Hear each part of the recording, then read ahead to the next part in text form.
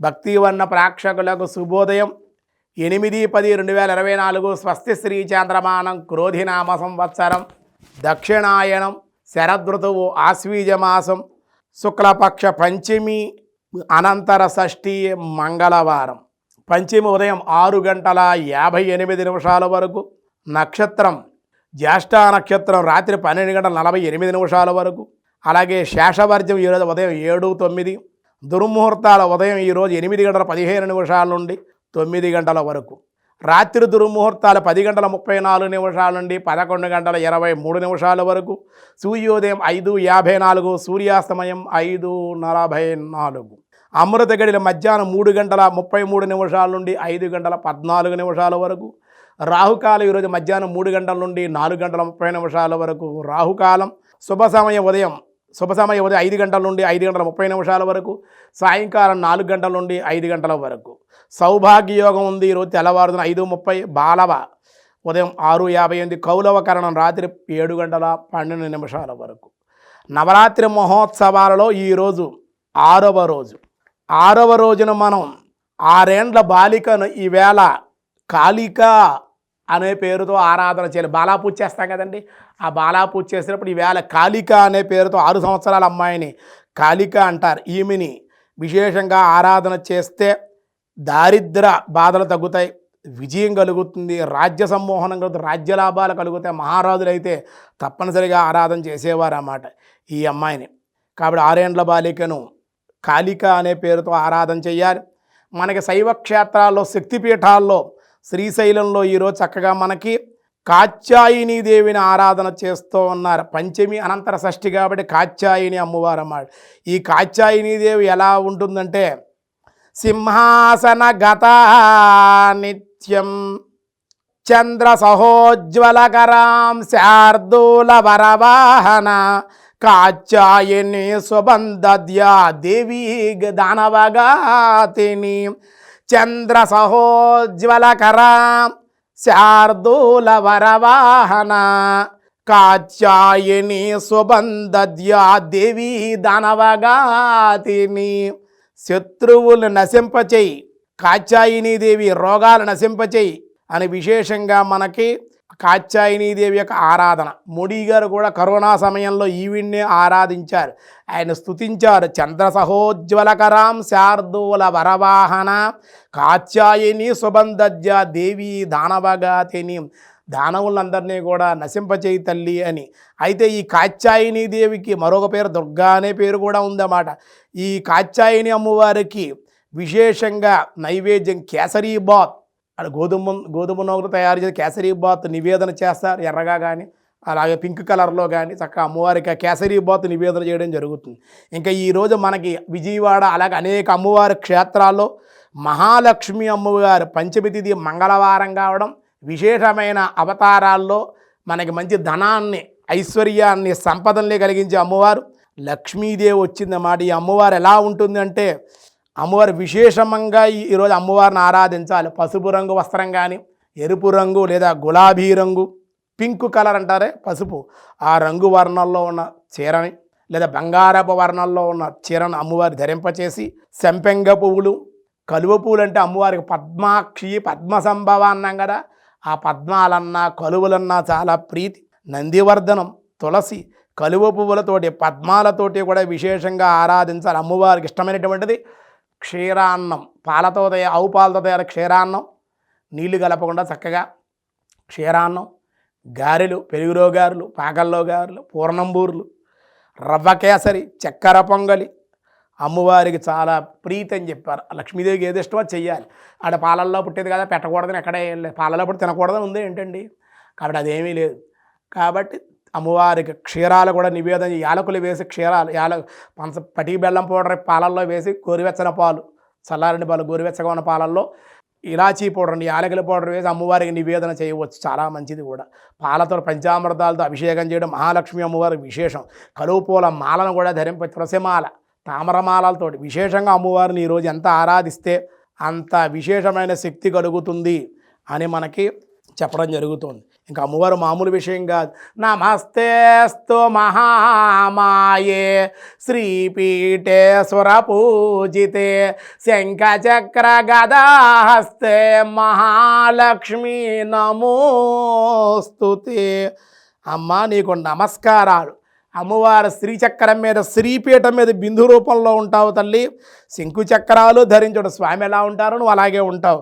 నమస్తే గరుడారూఢే డోలాసుర భయంకరి సర్వపాపహరే దేవి మహాలక్ష్మి నమోస్తుతే. తల్లి నీకు నమస్కారాలు. స్వామివారి వాహనం ఏంటి? గరుడ వాహనం. అటువంటి గరుడ వాహన ఆసీనురాలవై కోలాసురుడికి భయరూపిణివై సర్వ పాపాలు హరింపచే శోభిల్లేటువంటి తల్లి మహాలక్ష్మి వందనం తల్లి. అంతేకాదు తల్లి, సర్వజ్ఞే సర్వవరదే సర్వదుష్ట భయంకరి సర్వదుఃఖహరే దేవి మహాలక్ష్మి నమోస్తుతే. సమస్తమైన విషయాలు తెలిసిన దానవు, సమస్త వరాలు ప్రసాదించేటువంటి తల్లివి తల్లి. దుష్టులందరికీ కూడా భయరూపిణిగాను మంచివాళ్ళకేమో ప్రసన్న రూపంగాను కనిపించేటువంటి తల్లి నీకు వందనమమ్మ.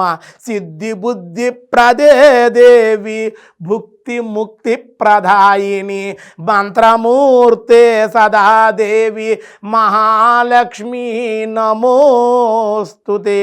బుద్ధిగా కనుక నిన్ను ఆరాధిస్తే సకల సిద్ధులు సకల సంపదలు కూడా నువ్వు ఇస్తావు తల్లి. అంతేకాదు భుక్తిని ముక్తిని మంత్రస్వరూపిణివైన ఆదిలక్ష్మి నీకు వందనం తల్లి. అంతేకాదు తల్లి, ఆద్యంతరహితే దేవి ఆదిశక్తి మహేశ్వరి యోగజ్ఞే యోగ సంభూతే మహాలక్ష్మి నమోస్తుతే. ఆద్యంతాలు లేనిది ఆనవు, ఆదిశక్తి స్వరూప సర్వము కూడా నీకు తెలుసు. నిత్యమైన యోగము నుండి పుట్టిన దానవు, యోగము ద్వారా కలుగున దానవు మహాలక్ష్మి నీకు వందనము. అంతేకాదు తల్లి, స్థూల సూక్ష్మే మహారౌద్రే మహాశక్తి మహోదరే మహాపాపహరే దేవి మహాలక్ష్మి నమోస్తుతే. అంతేకాదమ్మా, స్థూల రూపము సూక్ష్మ రూపము స్వరూపు నీవు మహారౌద్ర స్వరూపిణి. పాపాత్మలు రౌద్రంగా కనపడతావు, దుర్మార్గులకి భక్తులకు ప్రసన్నంగా కనపడతావు. మహాపాపాలు చేసినటువంటి వాళ్ళని కూడా నిన్ను వేడుకుంటే శరణ వేడితే తల్లిలా నువ్వు క్షమించి దరి చేర్చుకుంటావు తల్లి. అటువంటి నీకు నమస్కారం. అంతేకాదు తల్లి, పద్మాసనస్థితే దేవి పరబ్రహ్మస్వరూపిణి పరమేశే జగన్మాత మహాలక్ష్మి నమోస్తుతే. పద్మమే నీకు ఆసీనం, ఆసీనురాలు పద్మం మీద కూర్చుంటావు. రెండు చేతుల్లో పద్మాలు ధరిస్తావు. కళ్ళు చూస్తే పద్మాలు, శిరస్సు చూస్తే పద్మం, నుదురు చూస్తే పద్మాలు, చేతులు చూస్తే శంకరాచార్యులు వారు అంటారు, సరసిజ నయనే సరోజహస్తే ధవలతరాం సుఖ గంధమాల్య శోభే భగవతి హరివల్లభే మనోజ్ఞే అని చెబుతారు ఆయన. నీ సరసిజములు, నీ కళ్ళు కలవ పువ్వుల్లా ఉంటాయి, నీ చేతులు గులాబీ రేకుల్లా ఉంటాయి. పద్మంలో అవతరించేవాడు పద్మాక్షి పద్మసంభవ పద్మ అన్నారు స్వామి కూడా ఇంక చెప్పలేక. పద్మంలో అవతరిస్తే ఆ విధంగా ఉంటుంది. కాబట్టి ఇంకా ఆయన ఎన్ని చెబుతాడో ఉన్న ఆర్తి అన్నమాట. ఇంకా నేను కనకధారా స్తోత్రం చెప్పలేనమాట, నాకు ఎక్కడికో వెళ్ళిపోతాను ఆ కనకధారా స్తోత్రం చెబితే అన్నమాట. కళ్ళంప నీళ్ళు వచ్చేస్తాయన్నమాట. ఆ విధంగా అంటే ఆయన ఆర్తి, ఆ శంకరాచార్యులు వారు బాధపడిన ఆర్తితో అమ్మవారు ఎదుటి వాళ్ళకి ఆ బ్రాహ్మణులకు ధనాన్ని ఇవ్వాలి, ఇప్పించాలి అనే ఉద్దేశంతో అమ్మవారిని ప్రార్థిస్తాడన్నమాట. కాబట్టి స్తుత్యై నమోస్తు శుభకర్మ ఫలప్రసూత్యై రచ్చై నమోస్తు రమణీయ గుణార్ణవాయే శక్తి నమోస్తు శతపత్ర నికేతనాయై పుష్టే నమోస్తు పురుషోత్తమ వల్లభాయై. పురుషోత్తముడి యొక్క నారాయణుడి యొక్క భర్తమ్మ నీకు. అటువంటి తల్లివు నువ్వంటే నాయన ఈ వీళ్ళు ఈ గత జన్మలో ఏం పుణ్యం చేయలేదు, ఆ చేసిన పుణ్యం అంతా కూడా బ్రాహ్మణ జన్మ ఎత్తడానికే సరిపోయింది. ఈ జన్మలో వీళ్ళు అనుభవించడానికి ధనం నేను ఇవ్వలేను. గత జన్మలో బ్యాంక్ బ్యాలెన్స్ ఏమైనా డబ్బులు ఏమైనా వేసుకుని ఉంటే దాన ధర్మాలు చెయ్యాలి. అందుకే మరి చేస్తే బ్రాహ్మణులు వాళ్ళ కోసం అడుగుతున్నారు, వాళ్ళ కోసం గృహదానాలు, వాహనదానాలు, లేకపోతే వీళ్ళు బియ్యాలు, పొలాలు, ధాన్యాలు, బంగారాలు, ఈ వస్త్రాలు ఇవన్నీ అడుగుతున్నారు అనుకుంటారు. మనం దానం చేస్తే మనకి వెనకాల డిపాజిట్లో ఉంటుంది అన్నమాట. గత జన్మలో చేసినటువంటిది ఏమన్నా ఈ జన్మలో అనుభవించామంటే గత జన్మలో ఏవో దాన ధర్మాలు చేసుకుంటేనే ఉత్తమమైన జన్మ కలిగింది. ఈ జన్మలో అనుభవిస్తున్నాం. ఎంతో రహస్యం ఉంది ఇందులో, ఇంకా చాలా లోతుగా ఉంది చెప్పాలంటే, సమయం లేదు మనకి. కనుక ఈ జన్మలో ఏమైనా దాన ధర్మాలు చేసుకుంటే వచ్చే జన్మలో బ్యాలెన్స్. ఇక్కడ బ్రాహ్మణులకి వీళ్ళ గత జన్మలో చేసిన పుణ్యం వల్ల బ్రాహ్మణ జన్మ ఎత్తడానికి సరిపోయింది తప్ప ధనాన్ని అనుభవించలేక, అందుకే దారిద్ర్య బాధలో ఉన్నారు వాళ్ళు. నేను ఇప్పుడు ఏం ఇవ్వలేను అంది. అదే తల్లి, నువ్వు ఇవ్వకపోతే ఎలాగా తల్లి? నమోస్తు స్తుత్యై, నమోస్తు శుభకర్మ ఫలప్రసూత్యై, నమోస్తు రత్యై గుణార్ణవాయై, నమోస్తు శక్తై శతపత్ర నికేతనాయ అంటుంది. కమలాసన పానినా లలాటే లిఖితామక్షరమంక్తి పశ్య జంతో పరిమార్జిత ధనికర ద్వార నివాస దుఃఖదో అన్నట్లుగా అమ్మ కమలాసన పానినాం. కమలాసనుడు అంటే నాభీ కమలలో బ్రహ్మగారు రాసిన తలరాతను కూడా మార్చేస్తావు, మార్చే దరిద్రుని కూడా ధనవంతుడు చే. కమలాసన పానిన లలాటే లిఖితామక్షర పంక్తి మత్స్య జంతో, ఆ తలరాతన కూడా మార్చే దరిద్రుడైన వాడిని కూడా ధనవంతుని చేయగల శక్తి సామర్థ్యాలు నీకున్నాయి తల్లి. అటువంటి దానం నువ్వు తలుచుకుంటే నువ్వు ఇవ్వలేవా?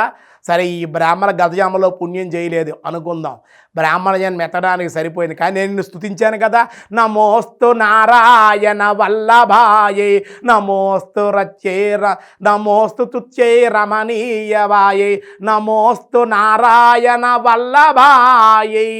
అమ్మా, నారాయణ వల్లభురాలువు నువ్వు అని ఇంకా ఒకటి కాదు అనేక రకాలుగా అమ్మవారిని విశేషంగా వర్ణించేసరికి జలజల వచ్చి ఆవిడ బంగారపు ఉసిరికాయల వర్షాన్ని కురిపించింది. దాంతో వాళ్ళకి జ్ఞానం కలిగి, మనమైతే ఏం చేస్తాం, ఆ ఉసిరికాయలన్నీ కూడా ఒక గదిలో పెట్టి ఎవరికీ చెప్పకుండా దాచేసుకుంటాం.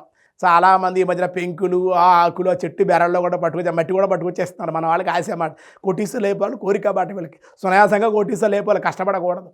అలా ఒకడు పెంకు ముక్క కూడా పట్టుకు ఎక్కడ పెట్టుకోవాలి అబ్బాయి అంటే ఇంట్లో పెట్టుకోండి సార్ గురువు గారు చాలా బాగుంటుంది, నేను వెళ్ళాను పెంకు పడింది కింద, పెంకు ముక్క మీకు ఇచ్చాను కొంచెం అని. కానీ ఇలా ఉంటాయన్నమాట ఇవన్నీ. అవన్నీ తేవకుండా నమస్కారం, అక్కడికి వెళ్ళడమే మన అదృష్టం, దర్శించడమే మన అదృష్టం. ఉసిరి చెట్టు ఇప్పటికి కూడా ఉంది. మహారాష్ట్ర గవర్నమెంట్లో ఉన్నాయి ఉసిరికాయలు, ఎంతంత ఉసిరికాయలు ఉన్నాయన్నమాట. ఇప్పటికి కూడా ఉసిరికాయలు దేవుడు లేడా అంటే ఉన్నాడు. కానీ ఆ బ్రాహ్మణులకు ఐశ్వర్యం కలిగిన అహంకారం కానీ గర్వం కలగలేదు. లక్ష్మీదేవే కనపడింది, శంకరాచార్యులు గారి దర్శనం కలిగింది. ఇంకా ఎందుకు ఈ ధనం శాశ్వతం? అమ్మవారి కనపడ్డాడు, ధనం శాశ్వతం చెప్పండి. ధనం అనేది శాశ్వతం ఏం కాదు, తృణప్రాయం అన్నమాట. లక్ష్మీదేవే దర్శనం ఇచ్చింది. శంకరాచార్యులు లాంటి వాళ్ళు మహర్షి మహానుభావుడు గురువుగారి దర్శనమైంది, అమ్మవారి దర్శనమైంది, ఇంకేం కావాలి అని వాడు నిత్యాన్న డొక్కా శతంలాగా నిత్యాన్న దాన పథకం పెట్టి ఆధ్యాత్మిక దేవాలయాలు కట్టించడం, వాడు అన్నదాన సందర్భన పెట్టి రోజు కూడా వచ్చిన వాళ్ళకి భోజనాలు పెట్టడం, ఈ విధంగా వాళ్ళు చేస్తూ ఎన్నో తరాలు వాళ్ళు గతించిపోయారు. వాళ్ళు కొంతమంది ఉన్నారు ఇప్పటికి కూడా. ఇల్లు ఇప్పటికి కూడా ఉంది. కాలడి అనేటువంటి ప్రాంతంలో మనకి అక్కడ అటు సైడు ఉందన్నమాట.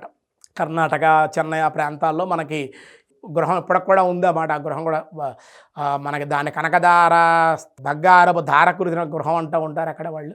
ఆ గృహం ఇప్పటికే ఉంది. ఆ చెట్టు కూడా ఉసిరి చెట్టు ఇప్పటికే సజీవంగా ఉందన్నమాట. చూడవచ్చు ఇవన్నీ. లక్ష్మీదేవి తలుచుకుంటే దరిద్రుని కూడా ధనవంతుని చేయగలదు ఆవిడ, సంపన్నులు చేయగలదు ఆవిడ. తలుచుకుంటే రాజును కూడా భిక్షగాని చేయగలదు ఆవిడ అన్నమాట. అలా ఉంటుందన్నమాట. అటువంటి లక్ష్మీదేవి ఈవేళ మహాలక్ష్మి అమ్మవారిగా ధనలక్ష్మి రూపంలో, అష్టలక్ష్మి స్వరూపంగా, ధనలక్ష్మిగా, ధాన్యలక్ష్మిగా, వీరలక్ష్మిగా, విజయలక్ష్మిగా, సంతానలక్ష్మిగా, ధాన్యలక్ష్మిగా, ఈవేళ మహాలక్ష్మిగా, వ్యూహలక్ష్మిగా చెప్పాలంటే ధనలక్ష్మిగా అమ్మవారు, మహాలక్ష్మిగా అమ్మవారు ఈవేళ మనకి దర్శనాన్ని ఇస్తూ ఉంది. అటువంటి తల్లిని దర్శించడం, బంగారపు కాయిన్లతో ఉండే పూజ చేసుకోవడం, కలవ పువ్వులతో, గులాబీ పువ్వులతో, తులసిమాలతో, తులసలతోటి విశేషంగా నారాయణ సమేతంగా అర్చిస్తేనే అమ్మవారు ఆనందపడుతుంది తప్ప ఆవిడ పూజ చేస్తే ఆనందపడదు. స్వామిని కూడా తలుచుకో, నారాయణ, పార్వతీదేవిని పూజ చేసినా పరమశివుని తలుచుకోవాలి, బ్రహ్మగారిని పూజ చేసినా సరస్వతీదేవి పూజ బ్రహ్మను తలుచుకోవాలి. అమ్మవారు నారాయణ తలుచుకోకపోతే ఆవిడ ఇష్టపడదు. భర్త అంటే చాలా ప్రేమ ఆవిడకి. కనుక ఆయన్ని తలుచుకుని నారాయణ సమేతంగా లక్ష్మీనారాయణ ఆరాధన అన్నారు. అందుకే నారాయణ సమేతంగా మహాలక్ష్మీదేవిని ఆరాధన చేయడం, దర్శించడం వల్ల కూడా విశేషమైన సత్ఫలితాలు కలుగుతాయి. అటువంటి తల్లి శ్వేతాంబరధరే దేవి, శ్వేతమైనటువంటి అమ్మవారి తెల్లచీర కూడా కడుతుంది లక్ష్మీదేవి. అలాగే శ్వేత గంధపుమాలు తెల్లడి చందనం ధరిస్తున్నారు. సర్వ అలంకార భూషి జగస్థితి అటువంటి జగన్మాత మహాలక్ష్మి ఈవేళ అవతార రూపంలో ఈవేళ ఈ శరన్నవరాత్రుల్లో ఉన్నావు కాబట్టి మా దారిద్ర్య బాధలన్నీ తొలగించు, ఏ విధమైన అనారోగ్యం లేకుండా బీపీ షుగర్ లేక 2 పూట్ల భోజనం చేస్తే వాడి ఈ ఈ జన్మలో వాడు కొట్టిస్తాడు అన్నమాట. డబ్బులు ఎక్కాలద్దు వాడికి. రోగాలు రాకుండా వాడు 2 పూట్ల భోజనం చేశాడా వాడే కొట్టిస్తాడు, వాడే ధనవంతుడు. అలాగే పిల్లలు చెప్పిన మాట వినడం, భార్య చెప్పిన మాట వినడం, భర్త చెప్పిన మాట వినడం, కుటుంబం ప్రశాంతంగా ఆనందంగా ఉండడం, ఇదే లక్ష్మి. మనం చేసే ఉద్యోగం, చదువుకోవడం, విద్యాలక్ష్మి, ఉద్యోగం, వ్యాపార లక్ష్మి, ఉద్యోగం, అలాగే వ్యవసాయం, భూలక్ష్మి. మనం చేసే ప్రతి దాంట్లో లక్ష్మీదేవి ఉంది. కానీ భక్తిగా మనసు పెట్టి చెయ్యాలి. ప్రతిదీ కూడా అలా చాలామంది ఏమంటే మనసు లేదు, ప్రతి పని కూడా. ఇప్పుడు ఈ జలం ఎలా తయారయ్యారంటే పని చేస్తారు, మనసు చోట, వాళ్ళ ఆలోచనలు వేరే చోట ఉంటే పని ఏమో ఇక్కడ ఉంటుంది. పూర్వకాలం అలాగే పని మీద దృష్టి, అందుకే వాళ్ళకి ఆలోచనలు లేవు. ఇప్పుడు ఆలోచనలు ఎక్కువై మనసు పాడైపోతుంది, అందుకే బుర్ర పాడైపోవటం. ఎక్కువ హార్ట్ స్ట్రోకే కదా, మైండ్ స్ట్రోక్ కూడా వస్తుంది. ఎందుకు ఆలోచనలు పెరిగిపోయాయి. ఎక్కువ ఆలోచన మనశ్శాంతి లేకపోతే షుగర్ వస్తుంది. బీపీ కూడా ఈర్ష్య అసూయ ద్వేషాలు వస్తేనే బీపీ షుగర్లు ఎందుకు వస్తాయంటే ఈర్ష్య అసూయ ద్వేషాలు ఉంటే వస్తాయట. ఈ మధ్య ఆధ్యాత్మిక పరిశోధన నేను కూడా చేశాను, అది తగ్గించుకోమని చెప్పాను. నాకు నిజంగా ఏమీ లేదు, బీపీ షుగర్ లేవు. అంటే అవి లేవనే కదండి, అదృష్టమేగా. అసూయ అది లేవంటే నేను ఆనందపడతా. ఎవరైనా ఉన్నవాడే నాకేదన్నా శిష్యులు కోటీశ్వరులు అయ్యారు, నేను ఇంకా ఇలాగే ఉండిపోయాను. అయినా సరే నేను బాధపడలే, ఎందుకంటే ఆధ్యాత్మిక మనం వెళ్ళాలి, మనం ఎదరికి వెళ్ళడమే అంతే. కానీ మనం అలా ఈర్ష్య అసూయ ఉన్నవాడిని సంతోషపడాలి. మనం వాళ్ళు పిలవలేదు, వాళ్ళు ఇలా చేయలేదు, వాళ్ళు అలా ఉన్నారు ఎప్పుడూ అనుకోకూడదు. ఆ అసూయ ఈర్ష్య మనసులో మనం తీసి పాడేసాం అనుకోండి, అమ్మవారు చూసుకోండి, స్వామి చూసుకుంటాడు అనుకుంటే వాళ్ళే చూసుకుంటారు. మన బాధ్యత వాళ్ళదే. మన తల్లిదండ్రులు, పిల్లల బాధ్యత తల్లిదండ్రులది. ఎలాగో అమ్మవారికి స్వామికి తెలియదా మనకి ఏం కావాలో, మనకి ఎప్పుడు ఏం ఇవ్వాలో వాళ్ళకి తెలియదా, వాళ్ళే చూసుకుంటారు. కాబట్టి అలా ఉంటే ఏ రోగాలు కూడా ఉండవు అని చెప్పారు. ఎంతో ఆశ్చర్యకరమైన సంఘటనలు అన్నమాట. ఇలా ఎన్నో చెప్పాలి, ఒకటి కాదు ఎన్నో ఉన్నాయన్నమాట. అంచేత లక్ష్మీదేవి దరిద్రుని కూడా ధనవంతుడు, రోగిష్టి వాడిని కూడా ఆరోగ్యవంతుడిని చేస్తుంది. ఎటువంటి వాడినైనా సంపదలు ఇస్తే నిలబెడుతుంది అన్నమాట. ఆ లక్ష్మీదేవే అనేక రూపాలుగా ఉంది. గృహలక్ష్మి. అందుకే ఇంట్లో ఆడది లక్ష్మీదేవి అన్న. గృహలక్ష్మి, గృహంలో ఉండే ఆడవాళ్ళే లక్ష్మీదేవి. అందుకే రోజు గడప పసుపు శుక్రవారం అయినా గడప పసుపు రాసి బొట్టు పెట్టి మంగళతోరణాలు ఇంట్లో ఆవునే దీపారాధన ఉదయం సాయంత్రం సంధ్యా సమయాల్లో అయినా సరే దీపారాధన వెలిగించే నెగిటివ్ వైబ్రేషన్ పోయి పాజిటివ్ వైబ్రేషన్ వస్తే దేవతల రాక దీపారాధన చేస్తే యజ్ఞం చేసినట్టే, హోమం చేసినట్టే. ప్రతి ఇంట్లో దీపం వెలుగుతూ ఉంటే ఉదయం సాయంత్రం మధ్యాహ్నం కూడా కనీసం ఉదయం సాయంత్రం వెలిగించండి చాలు. దీపలక్ష్మిలో కూడా అమ్మవారు ఉంది. అటువంటి మహాలక్ష్మీదేవిని విశేషంగా ఆరాధన చేసి లక్ష్మీ అనుగ్రహం మీ అందరికీ కలగాలని, అందరూ కూడా సంపదలతోటి ఆరోగ్యంతో ఐశ్వర్యంతో ఉండాలని, ఆ లక్ష్మీనారాయణ అనుగ్రహం మీ అందరికీ కలగాలని భక్తి వన ద్వారా కోరుకుంటూ ఈరోజు మహాలక్ష్మి అవతారం సందర్భంగా లక్ష్మీదేవి అనుగ్రహం, ఆ నారాయణుడు కటాక్షం మీ అందరికీ కలగాలని కోరుకుంటూ ఉన్నాం. సర్వే జనా సుఖినో భవంతు, సమస్త సన్మంగళాని సంతు, లోకా సమస్త సుఖినో భవంతు.